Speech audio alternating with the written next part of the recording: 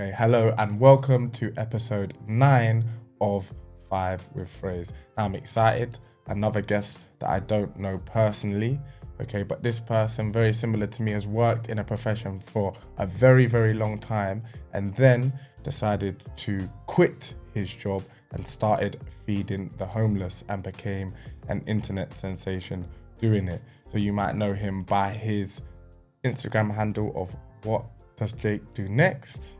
Is that right? No, it's not right. What Jake Does Next? What Jake Does What Next. Jake Does Yeah. Next. I was going too well. Yeah. But I will introduce him as Jake. Welcome, Jake. How you doing? Thank you for having me, man. I appreciate it. Got a good start.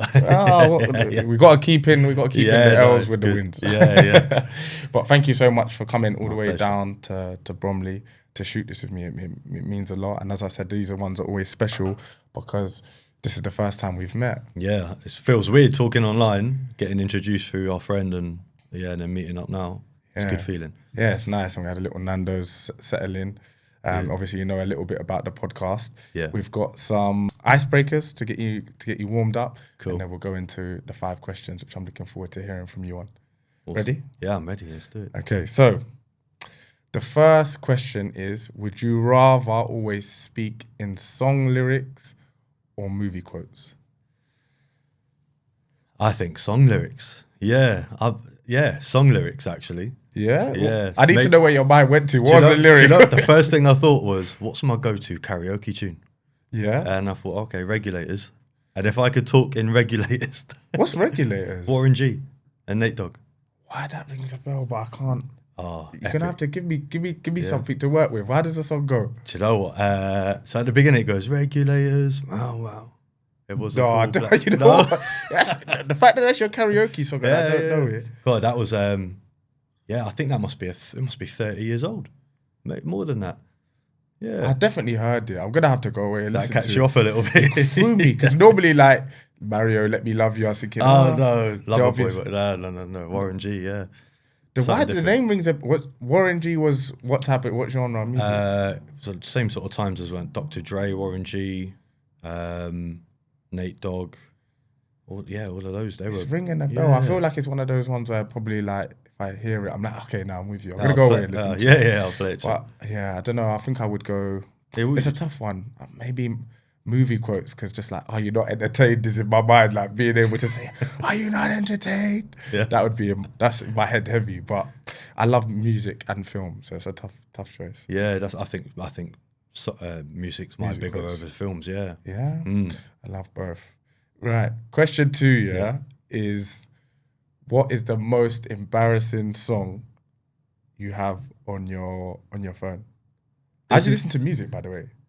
This is subjective. This is subjective. With my mum being born in Northern Ireland, Yeah. I grew up listening a lot to country. Okay. So like my mates will rip me for it, but I listen to country music as well as listening to quite an eclectic mix. So it could be rap, drill, dancehall, bashment, and every once in a while, like on my playlist, it will mix it up. And a Bit of country country. song. And my pals will look at me and be like, "Oh, you're not serious. Like, where do you think we are?" So it's a country song Country of some song, sort. yeah? That Nice. might be a Shania Twain or something just popping out of nowhere. Nice. Yeah. Were you Apple Music or Spotify? I'm a YouTube music guy. YouTube. Yeah, bro. Is it? Do you know the only reason why is when I go to the gym, I need something that gets me a bit pumped up. Yeah. So I might chuck on some sort of drum and bass or drill. And I just find Spotify and I don't really have Oh, is it? that type. Or it's heavily censored, and YouTube, you just get whatever you want on it. So I've always stuck to YouTube. And what do you pay for the YouTube, the premium I one? did for a while, then it expired, and I've just carried on running with the original. And it's got like a 5-second advert for every 3 songs. You know when you lock it, does it still play the music? Yes, no, it doesn't now. So I just got to keep my phone unlocked in my bag somewhere. In the gym, like. Yeah, I'm well trusted. Well, fair enough, Yeah, fair yeah. enough.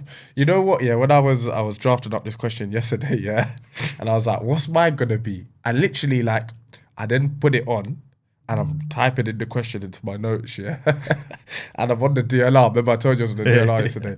And you know, have you seen the new Mufasa, the new Lion King? I haven't actually seen it. There's this song like Brother, they talk about brothers, and it starts playing that. It disconnected from my AirPods and started playing out loud on the TLR. I was like, you can't make this up. Like, I'm drafting the question, and you know, like, you see a few people like look eyes at you. I'm like, it was meant to be. But yeah, you need to watch it. Yeah, I got it. Yeah. I And need like- to do more movies, to be honest. yeah. I love films, but the soundtrack is it's good. It's good. So you're a Spotify then? I just checked. You know what? Like I was Apple Music forever, Right, yeah. and then someone told me like Spotify is it's a premium experience. The interface is not as good, but basically what it really does that I like. Say you like you put your warranty, you add it into a playlist. Like Spotify will recommend songs like that are similar. So I found loads of music that way. So I'm Spotify. Okay, I get it. Spotify, yeah, I like it. So I've converted. Last warm-up question is, what is the worst or funniest childhood habit you had and might still have? Childhood habit. I went through a stage of blinking really hard, like a nervous disposition like this. Yeah. When I got nervous, and people used to think I was nuts. And my mum used to clip me around the back of the head for it, or something weird like, I don't know, an odd physical thing I do. Yeah. And I'm glad I grew out of it, because it can't be 35 blinking like that when you get nervous in interviews and stuff. Can't be doing that. I still get nervous in interviews now, you know. Yeah, the I other don't know, day. something about the process, like, it's not like this, do you know what I mean? It's like, yeah, I tried to relax. So the one I had the other day, I really tried to relax and sit in a chair, and then I felt like I looked like I was on the sofa. So then I started overthinking. I'm surprised I didn't blink really hard. And it sort of relived the memories of childhood traumas now. But yeah, so what did you... Oh no! ready? This moment, Yeah. It's not I'm a just nose gonna picking or confess something, is myself. it? I don't know if it's worse. So basically, like, say you cut a toenail, yeah? This is going to be so bad. What camera do I have to look into? Because this is going to be one Yeah, let me just get it out of the way. So if I cut a toenail, I don't know what it is, but like I just have to smell the toenail. I thought you were going to say chew. No, not didn't- in the mouth. okay. Not in the mouth, but Bad, just smell the toenail. But not... It's not great. Like, do you know, and it's one of those things where I wish I could tell you I've fully shaken it, but like... Only toes, not fingers. No. Yeah. I don't know what... And Like, does each toe smell differently? Is there a different toe tone? the big one is the strongest, Yeah. for obvious reasons. but- Catches the most essence. Yeah, I'm embarrassed, but like, got to tell you the That truth. is new. Yeah. Smell the toenail. Well, that was definitely a warm up. You're feeling relaxed, yeah? Yeah, I'm Feeling good. settled in? Yeah, I'm good. Surprisingly, I didn't think I would be, but I'm all right. Good. Right, so we're all warmed up. Good, yeah. We're going into our 5 questions. And the first one is about a 24-hour period that you get to relive exactly as it happened without changing a thing. Where do you go? So, from watching your pods in the past, right, I noticed some people comment on huge life moments, be it kids, bits and bobs like that, right? And mine was actually more recently. And so for 19 months, I was training to do my pilot license. And I was doing it during full-time work, which nearly broke me, to be fair, with the amount of revision and training and trying to get flight time. Unfortunately, with weather, you don't always get up in the air when you want to.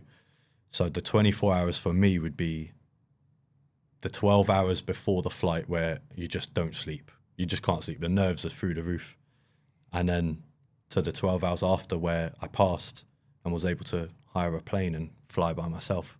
And don't get me wrong, not like a Boeing, not like a 400-seat or something, but like a light aircraft, and having the freedom to fly was just insane, man. Yeah, we spoke about this. Like, what was that anxiety like, knowing that you're... Because, like, I was one of those ones, yeah, I 4 times to pass my driving test, not out of skill, but just, like, literally out of that nerve. You know? No, did it come across that? No. Yeah, but no, it was just like the nerve of, like, being tested. I'm going to be assessed in this driving. I was extremely anxious. What was your anxiety like, the fact that you're getting in a plane? Are they sat next to you, yeah? Yeah, so I had a little bit more of a difficult time learning. Unfortunately, I went through four instructors. Most people have 1, possibly 2, but 1 was unwell, 1 then hurt himself pulling an aircraft back, 1 went to a different sector. But now I look at it and my mindset, my brain is now, the last year or so, it was a positive outcome, because I got to learn so many different ways of doing the same thing, and it broadened my learning material, right? But the the anxiety was through the roof. I've never experienced anything like that. So you have someone sat beside you who won't talk to you, kind of like in a driving test. But instead of just turning the steering wheel left and right and indicating, you've got to do radio, all your checks around you. You've got to make sure you're 2 steps ahead. Fuel, everything's fine. You know, got carb icing. You've got all these gauges, and it rattles you. But you get through it.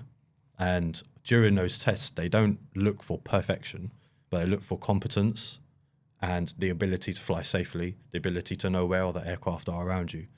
But that anxiety, I've never had anything like it. Shaking, sweats, shaking. Yeah, listen. Yeah. That was, I told you, sweating in my driving test. So I always wanted to look at being a pilot, but now you're making me reevaluate, could I do this? It is, do you know, it's an incredibly freeing experience.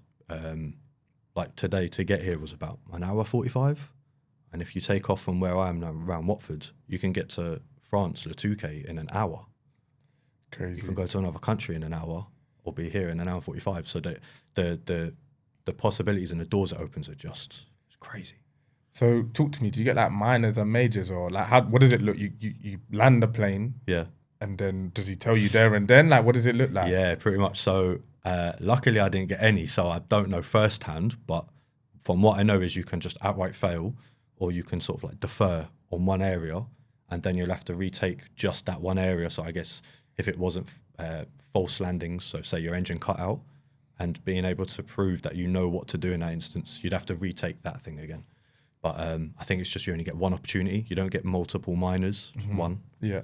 Yeah. But So you landed the plane and he tells you there and then you've passed. And what did that look like? I thought I was going to faint, if I'm honest, because the blood I felt to me was all up here and just in my hands and my feet, just trying to navigate and, you know, control. But once he dropped that, I felt like my body went to another, like to relax again. Oh man, yeah. I felt like I was going to faint. Yeah. And I had a bag of Haribo, and I just shoved the whole bag of Haribo in my mouth because I was a bit like, Yeah. on a slump. Slump. It's not a good look. And then what, did you go out that day?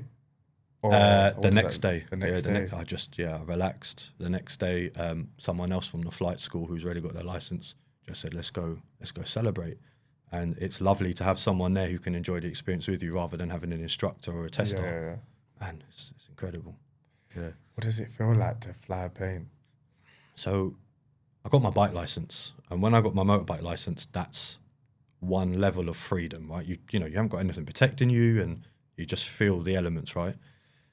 And then the plane is just like that times 100. And you get up in the air, and you don't have to think about all the other traffic we have, just other aircraft. Keep your eye on your iPad. It's such a freeing experience. Yeah, incredible. And imagine that, like, I'm just gonna go clear my head. I'm just gonna go fly a plane. Just book in an hour and go fly a plane. Is that what it looks like? Yeah, genuinely. Yeah, you there's a lot you have to take into consideration though. So it's whether now, whether in the next time scale and time frame you want to be flying.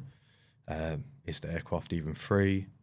How you feel? So there's like quite strict rules around making sure before you fly you've eaten well, you've drunk well, you've got no alcohol in your system, you've gone toilet before, all that sort of, because it's quite serious. If you're in the air and you need to go toilet, you then lose a lot of your concentration trying to keep yourself in check, right? So there's quite strict rules around that, but I'd be finished. My bladder is give you some lactose before, it would have been a mess. No, my bladder is a shambles. I'm one of those ones on a car journey. I'm like, can we pull over? Can we pull over?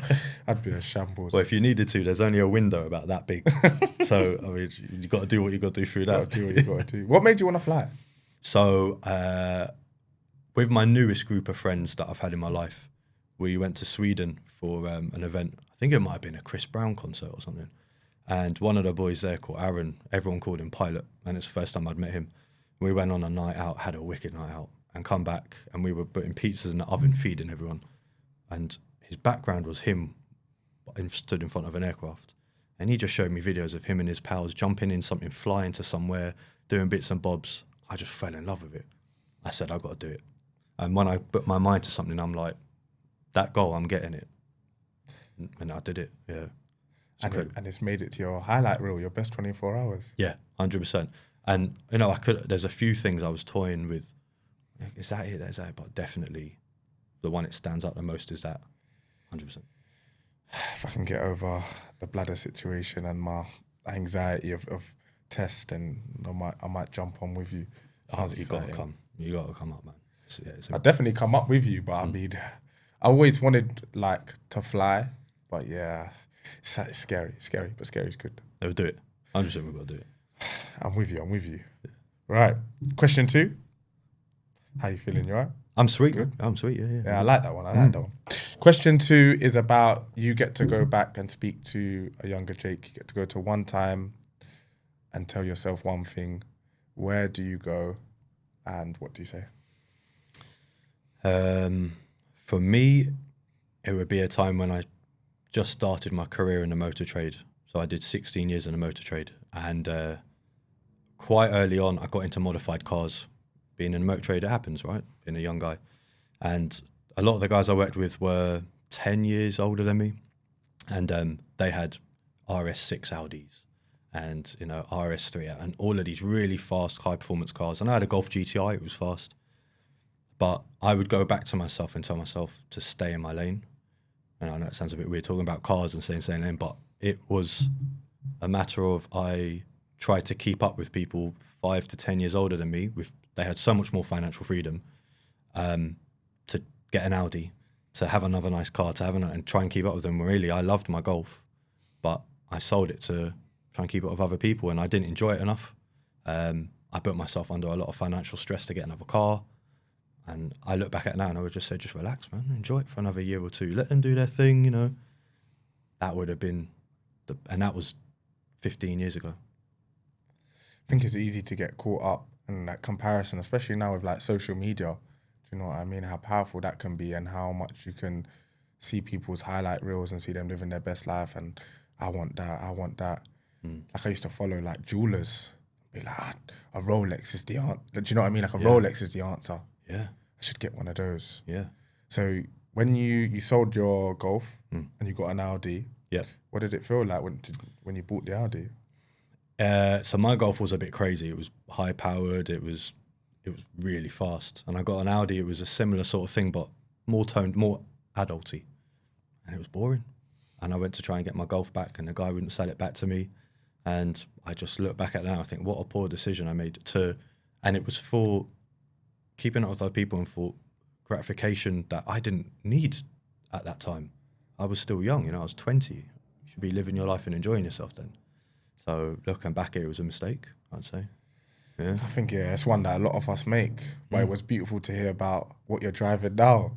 Yeah. Yeah. So for the last, so funny you brought this up. So for the last sort of 8 years being a manager in the motor trade, you get beautiful company cars and you pay quite a small benefit of kind, and it works out really well. But since quitting my job 6 months ago, I've been driving a £1,000 Toyota Aygo. I mean, bro, it just about has a radio. Like, it doesn't have Bluetooth. It doesn't have all these fancy CarPlay stuff. But it brings you back to driving a car. It's got a gear stick. And I love it. I actually love it. And I put 30 quid in it and I get 300 miles of fuel. And it just goes on and on and on. And it takes me back to that Golf moment. Yeah. Where just enjoy now. Exactly. You know, and one of your previous guys on the pod said, we've got as many years behind us as in front of us. That hit me, you know, because, you know, when you hit your 30s and 40s, just live your life. Yeah, for sure. sure. Do what you want to do. Start whatever you want to start. I love that. And I got to shout out my mum's Skoda, my first car. Yeah, the boys are going to know this car. I got my license and my mum had a long Skoda Estate, like long. First car. Gee. Borrowing my mum's Skoda Estate was long. It was heavy. It was like a 1.4 manual. It didn't even have a sound system. I used to put my iPod Touch in the gap and play music out of my iPod Touch. But like having the boys in that car and going to football in that car and driving a manual is probably when I enjoyed the process of driving the most. Yeah. And then you know what I mean, level up or whatever you want to call it. You get your automatic, when the fun goes. Although like my hip and my leg appreciate not changing gears. But you know what I mean? Like the fun goes and like the beauty of actually driving, which is all we wanted to do when you're younger, is gone. Yeah. And it's now about like, what does that car represent? Like, what does it stand for? Yeah, I can relate fully to that because the first car I learned in was a 1.6 Vauxhall Zafira, which was, I think it was like a 6-seater. And driving that, and my mum used to be like, don't turn the corner too sharp because you got to remember, you got a bit of a back of the car. Yeah, you got to get that back part round the curb, otherwise you mount the curb. And so then it just opens up your mind to driving so much more, right? And learning in Tesco's car park in Brent Cross. What an experience. Yeah, for sure. So it was actually beautiful. Like when you said, "Oh yeah, I've got this car now," it's like, "Oh, that's sick." Yeah. So I rate that. Like sick. Like how many people like would do that? And I think that's powerful that you're out here and that's what you're driving, especially with your experience with cars, and like you feel no type of way about it. So that was refreshing to hear. That's why I brought it up. Yeah. I wish I didn't tell you that. Yeah. Bro, it's £1,000, but it does the job and it doesn't have all these fancy gadgets that can go wrong. It's back to basics and it's good fun. I love it. So question 3 is about the words power and strength. Obviously, I've been quite vocal about the fact that I feel that those two words have held me back in a massive way for a very long period of time. And now I feel like it's something that I'm doing a lot better with, but I'm interested to hear what do those two words like mean to you, and is there a time where you feel that you've shown them? Yeah, so that was probably the deepest of the questions you asked me. And I sat down with my mum. It's just my mum and I at home, right? Always has been since I was about 3. And I found it related massively towards my mum and I's relationship. And when I was young, my dad left. I was about 3. He was in my life until I was early teens. And I decided I couldn't have him in my life anymore. It wasn't beneficial for me. And the strength and power from my mum, raising me, juggling 3 jobs. We had very little money to live on. At one point, we didn't have heating when I was growing up. And I'd go to school with, I laugh at it now, right? But I'd go to school with, I'd get holes playing football or whatever in my trousers. And we didn't have enough money to change my trousers. So she'd find fabric of the same colour or cut it from another part of the trouser and patch it. And it was like a patch where you ironed it and sewed it and it looked all right. But people in school used to be like, what's happened to your trousers? I'd say, oh, yeah, mum fixed them and get on with life. But the power and strength I gained from her through my younger years was, like, I think that's what built me quite strong morally to where I am now. You know, like I'd get home and she'd be doing her 3rd job of the day.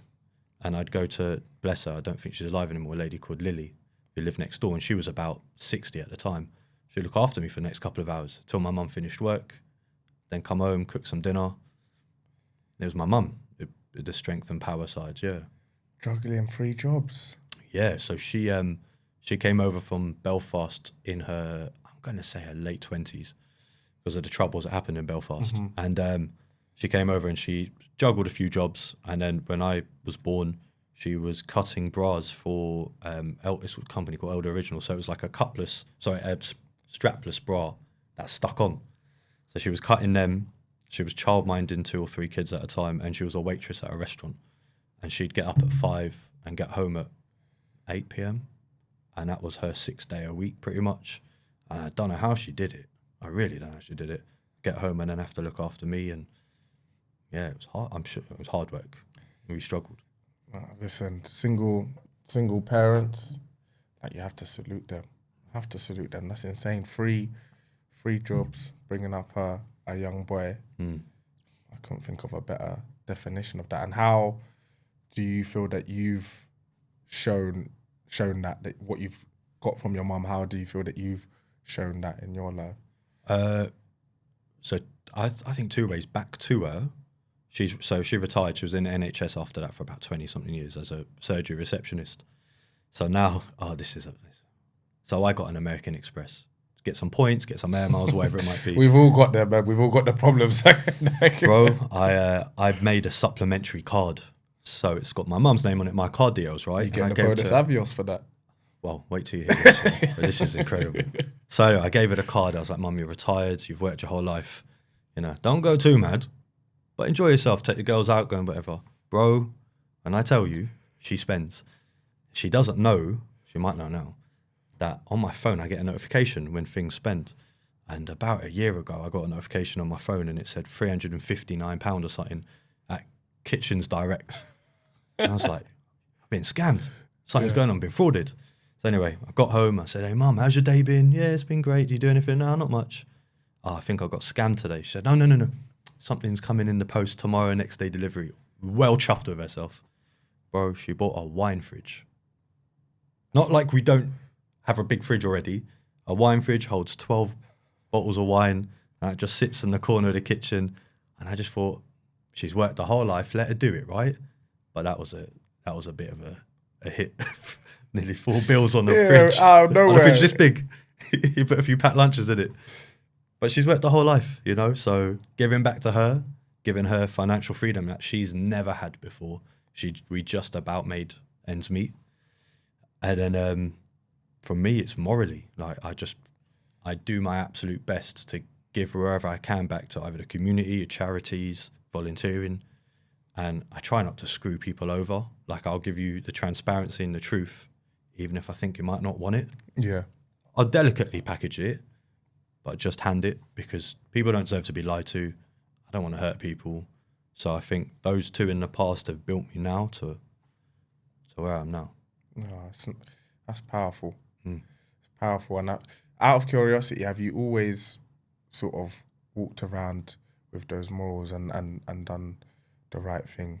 Because I feel like for me, it's been, do you know what I mean? Like it's like almost everyone around me right now is going through this stage of like growth and like, oh yeah, let's talk to each other like this and let's do that. But I know as men, obviously we're sitting down here as 2 men. For me, transparency and like telling the hard truth has been something that I've struggled with in the past.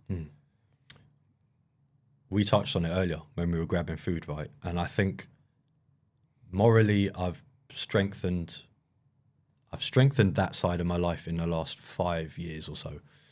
When you're a teenager, you go out, you do things you're not so proud about. I would say from my early teens to my 22 type years, not so much, or probably not.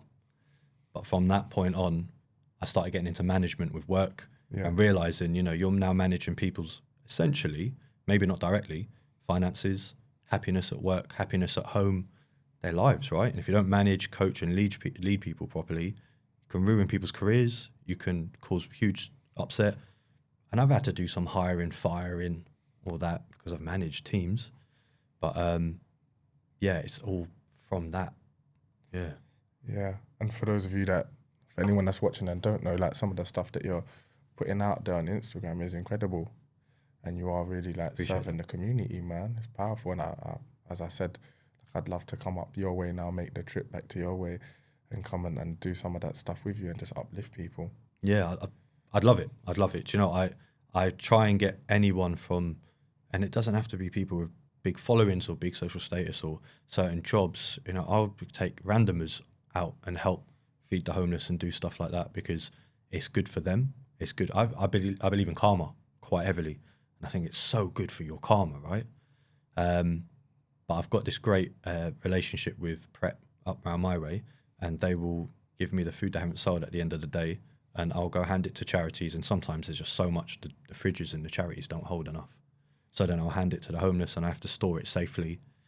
And you meet some walks of life where it bring a tear to your eye. I was telling you earlier, where one of the guys was in the army, serving for the country, right? And his family were involved in a car crash and died. Lost his missus and his daughter. And he come back and couldn't get his life back on track. He's now homeless. You know, he's struggling to find a job. And when I spoke to him, I gave him a bit of food and a hot coffee. He was so taken back by it. He, you know, let his story out to me. And I sat with him and I had tears in my eyes. I just really puts things into perspective.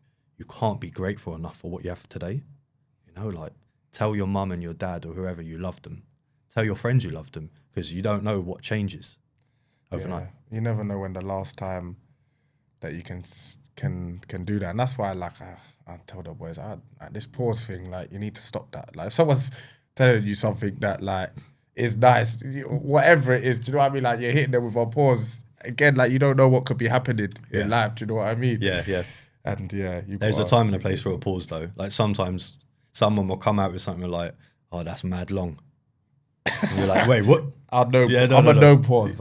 You're a no pauser. I'm no pause, no pause. You say whatever, I'm no pause. I can't lie. Yeah. That, when the kids at work say it, I'm like, come on, boys. Of course, because they're at secondary school, right? Yeah, it's You everywhere. hear it all. Everywhere. I bet you hear what's coming up, social trends, before you even see it.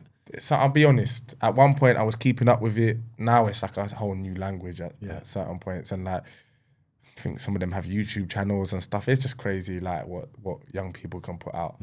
But yeah, no, I don't even try to keep up with it anymore. I'll be honest.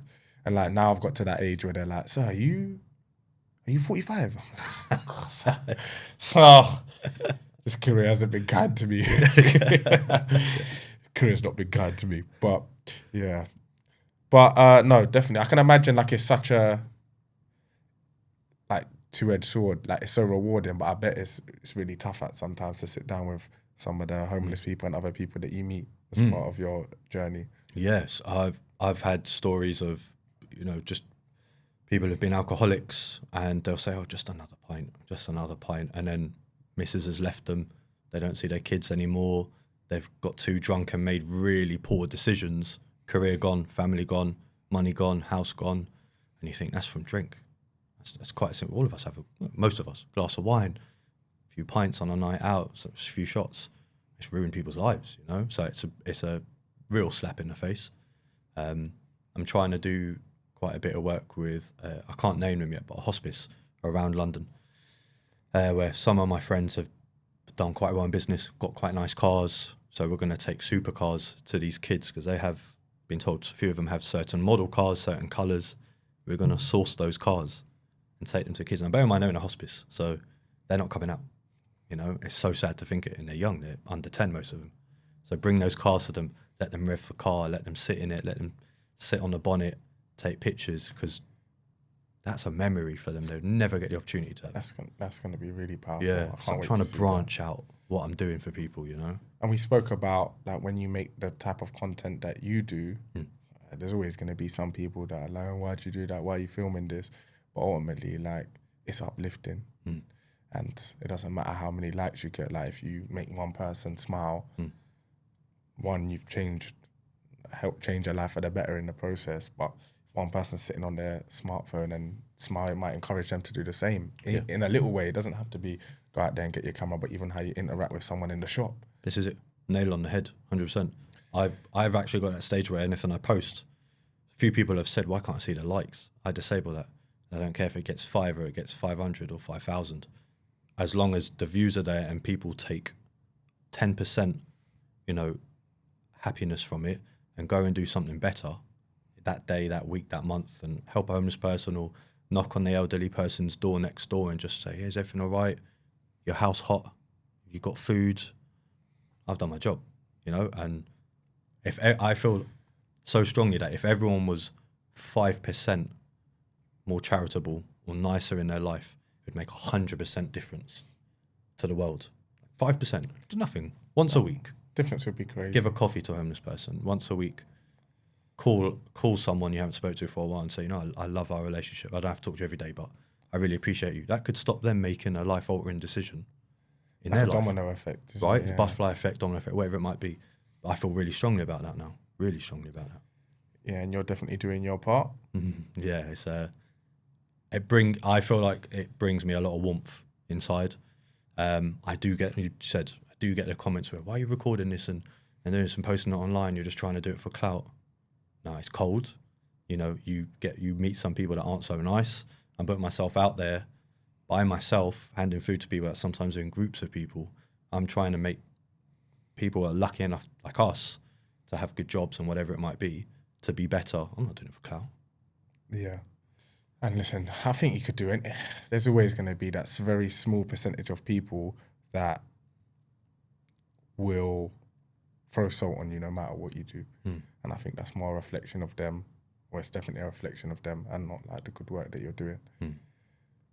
I did sort of hit back at a few people in the early stages of posting videos. Made me feel a bit sour, which I think is a natural human response. If someone's questioning what I'm doing. And in the end, I just thought, what's the point? And I'd DM them and I'd say, if you want to come on a trip with me and hand out food, come and see how it feels. I've yet to have someone accept it. No, they but never do. I've done my bit. I've tried to bring you into how good it feels. It's up to you if you do it or not. Clean energy always wins. 100%. We spoke about this. So question 4, okay, is about, we spoke about all the good that you've done, but maybe about a really tough time that you've had, probably the most challenging thing that's happened to you. What did that look like and how did you overcome it? It was definitely after Dad left and I started growing up and being able to make my own understanding of what had happened, happened between him and my mum and why he left us, was school. And I feel like I really struggled at school to find where I belong, but I had various groups of friends and never felt I actually belonged with one of them.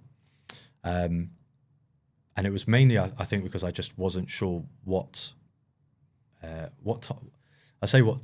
of be it football or cricket or, I don't know, drawing, art, going into the library and reading. I didn't really know what things I enjoyed by then, so I didn't know what people to stick with. Most of my friends at the time were Asian, so we played cricket, and their families were awesome. They've got loads of holidays and loads of barbecues and stuff. So I grew up predominantly with an Asian friend group who I'm still friends with from school 20 odd years ago. But school was really difficult for me, really difficult. And the young years, when I had patches in my trousers, or there were people coming into school with, remember Froobs? Like the yogurts and the cheese strings and, like Haribo. And I'd open my packed lunch and it would be crackers with a bit of butter and like a little block of cheese and hopefully some carrot sticks and some hummus we made, because we didn't have the money. And it was still a meal, but I'd look at other people and I'd be well down about it. And they were living all the sugar you could ever want, right? And I had nothing, but it strengthened me, I think that gave me a good grounding before I become an adult. So you felt very lost at school. Something that it resonates with me. School was a massive culture shock for me, starting in secondary school. And where was like the turning point with that feeling of like when you felt lost? I felt like I started to shake it sixth form. So, you decide if you're going to go college or whatever's going to happen in your life after that. I then started to make much closer friends who, touch wood, still in my life now. And I loved them. We were out the other night for a meal in a place called Blacklock in Soho. Got steaks. It was amazing. But we've now been friends for 20 odd years. And we've done the holidays together and all that sort of stuff. And I gravitated towards that group. And we're still best mates. All look after each other. All got slightly different careers. So it was sixth form. What's that about? 16? 16. Is it about 16? About 16, I really started to realise, right, grow up now, have friends.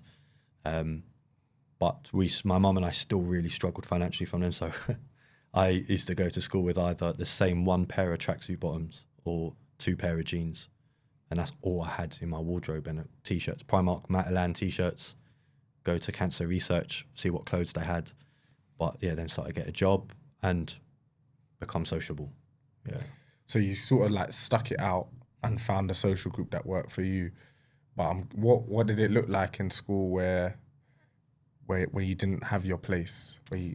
What was that like for you? I've never actually talked about it, not even to my mum. I've got a very good relationship with my mum.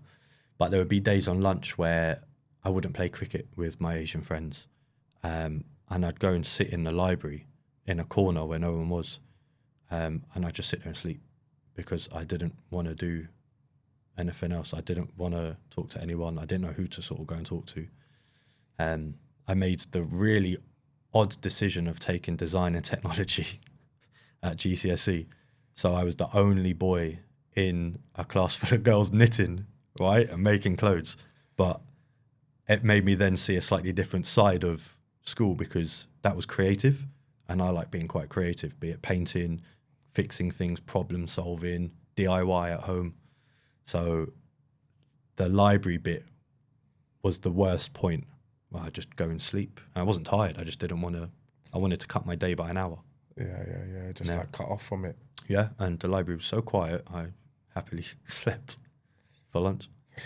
Why do you think it is? Because you said this is like the first time you say Yeah. this. Why do you think it is that you didn't like? Because I was very similar in that sense. Like things were happening I weren't talking about in school. Why do you think you didn't tell anyone? Embarrassment. Embarrassment because a lot of people at that age group, so 16 to 18 in school, were massively social, going out, losing their virginities, doing all this sort of stuff. And I was still like, I'm going to go home and play GTA on my computer and talk to my friends in America because they get me. But then thankfully by 17, 18, I really started to gel with the group that we're still friends with now, and be more sociable. And then we started going out and going Camden, going to the pub. And then my life started to flourish, but it was embarrassment. Obviously, like I wouldn't want to tell anyone. I basically like sobbed myself to sleep in a library at school. That's mad. Do you think, like looking back on it, because this is a conversation I've been having with my mum, do you think that it would have got better sooner if you would like said, "Oh, this is the situation"? Two things for me. I think if I had a father figure from my childhood years who I probably would have played much more football and done more of the boyish stuff growing up. Probably would have been a bit easier because then I would have played more football and I would have been a little bit more social. I grew up with my mum, her two best friends were female who had two daughters. So I grew up with Barbies and makeup and playing with girls. So I'm very blessed to have a really close group of girl mates. But that, if I had a father figure about, as well as I think if I just put myself out there a bit more, and I was a scout when I was younger, right? But that doesn't scream confidence to people when you're in school. You know, I used to learn how to tie knots and do charitable stuff. I think it all started from.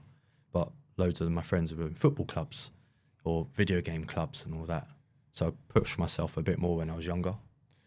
Yeah, the type of schools that we go to, isn't it? It's like it's very. I think schools change now massively, but stereotypically the type of, do you know what I mean? Like that main social group. I feel like back in the day anyway was like them football sport. Like, do you know what I mean? Them sporty boys.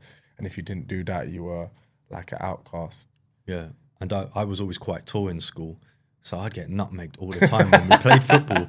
I felt like such a mug. Do you know? But I had a good swing with cricket. I'd put a few library windows in and then go and sit in the library and fall asleep. So it was like a bit of a love-hate relationship getting told off for that. But yeah, I think if I put myself out there more, I just wasn't very confident as a kid. I wasn't confident. I was tall. I had clothes that didn't really fit me too well, were way out of, remember people used to wear Avrex? Yeah. And all that and shot. I think I had a fake one. Did you? I think you I had had a one. fake Avrex. Yeah, you had one. But I didn't have none of that stuff, and people were rocking around with all that sort of stuff, and I was like, oh yeah, cool. And I had a Matalan hoodie that had no branding on it. I think if I just had a little bit more confidence growing up, it would have been a lot happier. But I had a great upbringing with my mum. Not going to deny that. Yeah. So we're on to question 5 now. Question 5 is about like your biggest like pivot, your biggest changing moment, something that's happened that's completely altered how you think, feel, or act. So obviously I know you had a big change in what you do. Talk to me a little bit about that. Yeah, so for me it was 3 years ago. Yeah, about 3 years ago. I was managing a dealership in Chiswick. And what I'd love to do is every week I'd grab food for my team, and then once a month, every 2 months, we'd do a barbecue. We'd do something, get everyone together during lunch after work.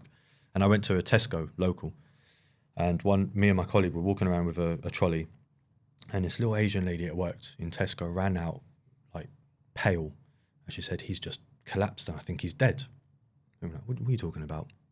She said, "Oh, this guy in the bread aisle." So anyway, I did first aid as a scout when I was 10, 11. And I walk around and there's a guy on the floor, get a bit closer, eyes open, on the ground, lifeless. And I thought maybe he's just, passed out. But the colour was visibly draining from him. And I thought that was just a thing in films. I'd never seen a dead person. And his breath was just leaving him, sort of thing, right? And I remembered from back being a scout, I still get a bit funny talking about it, to be honest with you. I gave him CPR, but it was when COVID was still quite quite bad out there. So I had to sort of do it not mouth to mouth, but create a divide between us, and I had to give him CPR. And I can't actually remember the point I started CPR and ended it.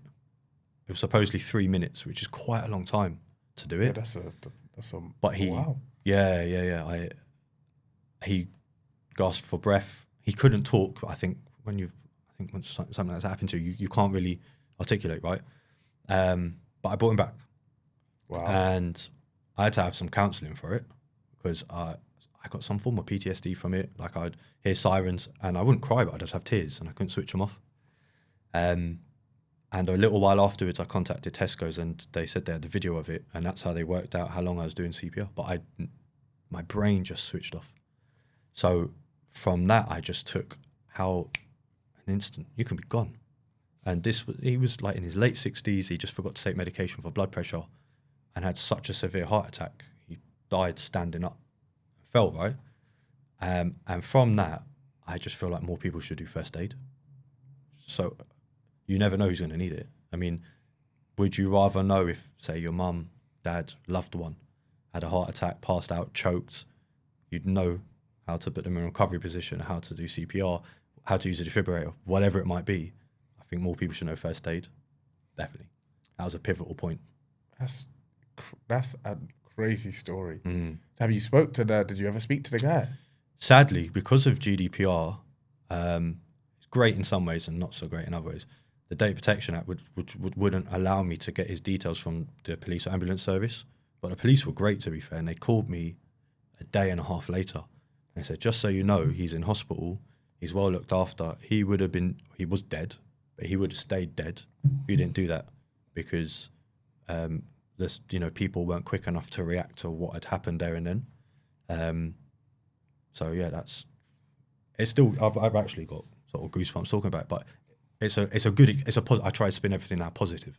It's a positive experience. It's definitely shifted my look on certain things in life. Yeah. So what changed in you as a result? You've just saved this man's life. You've realized how precious life can be, how quickly it can be taken away. Yeah. What was next for you there? Appreciation of people in my life. I don't have a big family anyway. It's my mum and I, and we've got a bit of family back in Northern Ireland. But telling people I love them, I appreciate them. That's my guys, my girls in my life, colleagues. From that point, I'd say, you guys are doing a great job. I know you're doing a great job. A little bit of positive energy. It completely changed things, because I just seen how quick you can just be plucked and you're gone, And I'm sure he didn't leave the house that day and say to his missus or his kids, I love you in case I never see you again, because you just wouldn't, right? And every day I tell my mum I love her. I try and keep up with all my friends as often as I can. That was a big change for me, yeah. I guess I needed something like that. I was too wound up in the work cycle. Yeah, because I thought that's where you was going to go. So before, because obviously that's a massive turning point. And to be fair, you've saved a life. Like, wow. But I thought, obviously, with everything that you do on Instagram, you was going to talk about. So I wanted to ask you about, where does working 16 years in an industry and then deciding that I'm gonna quit my job and feed the homeless, like, where does that fall into that? Talk to me a little bit about that. Like, what made you want to just quit? 16 years is a long comfort time. zone. Yeah, it's a long time with the same. I wouldn't say what manufacturer, but the same manufacturer. So I got great knowledge of the whole processes and the business and stuff. It was so one of my friends passed away on a motorbike in April in 2024. Daz passed away, and that kick-started something in me, right? And that happened in April, and then in June I just sort of had this thing where I'm like, I've always wanted to do this, I'm going to do it. I'm just going to do it. And I spoke to my boss at that time and I said, this isn't me quitting on a bad note and saying I'm not coming back, but can we just touch base in 6 months and see what's going on and see how things are? And they were great about it. They said doors always open, and the automotive sector is huge. It's only getting bigger. Electric cars, who knows, future hydrogen, whatever it might be. They're always going to need skilled people and managers, and so I could go back to it. But I just felt like now's the time to give it a good shot. Yeah. And quit your job. And what did that feel like? That was That's probably one of the most nerve-wracking moments of my life. After the no, probably before the flying thing. I remember handing my notice to my boss, and my hand was shaking so much the paper was doing like the Mexican wave. I'm sure he was trying to read it as I was handing it to him, and the paper was doing this. I was like profusely sweating and stuff. The sweating thing, I'm a sweater. I felt it. Yeah, and I handed my notice in, but he got it. He understood, and yeah, it felt really rewarding at the time. But damn, 16 years, I was crapping myself about, am I doing the right thing? This could bring my career down the drain. I thought, if I don't do it now, I don't want to be someone that just thinks, I wonder if. Yeah, just did it. And left the door open and good terms with them and stuff like that. So, yeah, loss can really make you take stock of a lot of things. So I have to ask you, because I speak to loads of people about these things. You went from being like quite a high earner in a field, 16 years of experience, safe, comfort zone. You've quit. You now look back on it. How do you that you don't regret it? Do you? No. I was thinking that just right. You asked me that. Should I say? Scrap that. Should I say no? No, I don't. I worked hard for 2 years to make sure I built up some summer bonus to be able to afford to buy what I need to buy for the homeless and buy a little car, run around stuff. But it sort of teaches you to live a little bit more frugally. Like you don't go and buy a 15 grand car or a little £1,000 iGo, because I know if I do stay out of work a little bit longer than I was expecting, I've got a bit of a buffer, a bit of a backup. So not at all. But I would definitely say to people, if you can give a day, an afternoon, 2 days of your time a month to volunteer, to help with a charity, a business, the homeless, someone next door, it would change you, It would change you. You feel so good about yourself. Definitely. No, I'm like inspired talking to you, obviously, in our conversations and with what's going on in my personal life, but me and my boys call it burning the boats. And you did it, and obviously like you're making a massive difference. And yeah, I take my hat off to you. Appreciate it, man. One thing I've done, I did while I was working, and I did twice a month, is volunteer at Hertfordshire Zoo, and I still do it. And they're incredible people, man. It's a difficult job. You get the hot of the hot, the cold of the cold. It's smelly. You get wet feet. You get cuts and bruises all over you. But the love for animals, wildlife, charity, conservation, sustainability, those guys are incredible. Oh man, I could say, and the animals I get to meet, and I post some of it. I have to be quite careful because I don't want to post anything behind the door or behind what people can see, the public. But some of the relationships you build with the animals, you build with the people, it's nothing like it. Nothing like it. Yeah, no, I've seen some of the content that you're putting out there, and I'm really excited. I know we've spoke about a few things. I'm really excited to see what's next for you, and hopefully get involved in some of it. I'd love it, man. I'd love it. Yeah, take you to the zoo. We'll go up for a flight. Yeah, something like that. I'm looking forward to it. So that's the end. That's the end of our questions. How are you feeling? Yeah, great. Yeah, it's just like a convo, isn't it? It's, it's nice. My first podcast, and I've loved it. Yeah, and it's a privilege that first podcast is with me. So thank you for coming on. I appreciate your time, man. Thank you. We end with a sign off. Yeah. So you get to leave the viewer, my mum, and whoever else is watching. Whoever else is watching. Something like a quote, a saying, something that you want to share with them that could help their day get just 1% better. It was something that your friend said. I think it was Jack, right? And he said, we've probably got as many years behind us as in front of us. And to me, I'd never heard that before, and I thought, damn, that is so true. Because you don't know when you don't know when things are going to end for you. But if you do, your life expectancy will probably be 70. So yeah, we're halfway there, right? Give or take. Do what you want to do today. Go and help someone. Tell the person you love them. Hug your parents. Do the stuff that you feel like you need to do today now. Pick up your phone. Don't end, if you're watching this podcast, don't end it and then go, right, I'm just going to go and scroll through a bit more TikTok, or I'm going to go.